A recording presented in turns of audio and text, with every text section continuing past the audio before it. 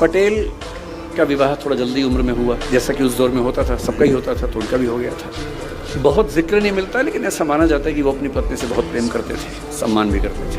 उनकी पत्नी को तबीयत खराब हुई, कुछ इन्फेक्शन हुआ, मुंबई लेके गए 1908 में। कामा अस्पताल वहाँ का अच्छा बड़ा अस्पताल था, वहाँ उनका एडमिशन हुआ। डॉक्टर ने कहा कुछ दिन दवाइयाँ देंगे, ठीक हो जाएंगी तो सर्जरी करनी पड़ सकती है, लेकिन कुछ दिन दवाइयों पे चलेगा। दवाइयाँ होने लगी, कुछ ठीक होने लगी। इतने में आनंद से एक जानकारी आई कि उनका एक परिचित, उसके ऊपर सरकार ने हत्या का मुकदमा लगा दिया है। और उसने कहा कि आप, क्योंकि पटेल इंग्लैंड से पढ़ के आए बैरिस्टर थे, कोई मजाक तो था नहीं, उनकी तूती बोलती थी अपनी वकालत में।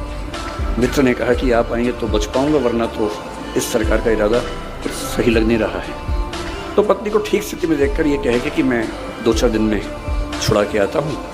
आनंद आ गया वापस।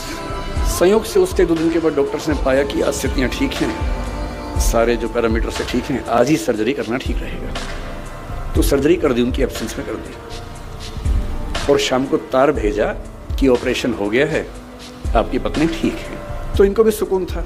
अगले दिन भी कोर्ट में तारीख लगी हुई थी उस मुवक्किल को बचाने की। अगले दिन ये अदालत में केस लड़ रहे हैं, अपने मुवक्किल को बचाने का प्रयास कर रहे हैं।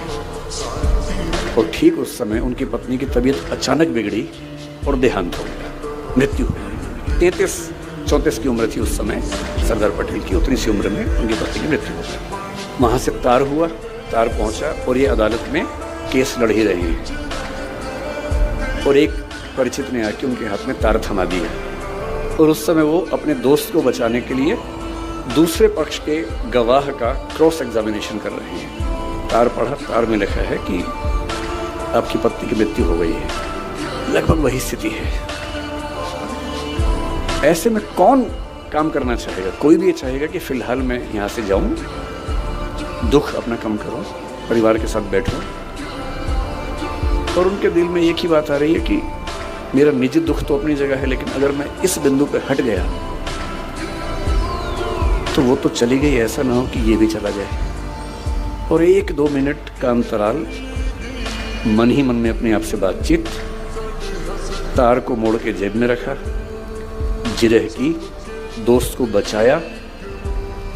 और कार्यवाही खत्म होने के बाद दोस्त ने पूछा क्या तार आया था, और तब पहली बार किसी को पता लगा कि इतनी बड़ी बात हो गई।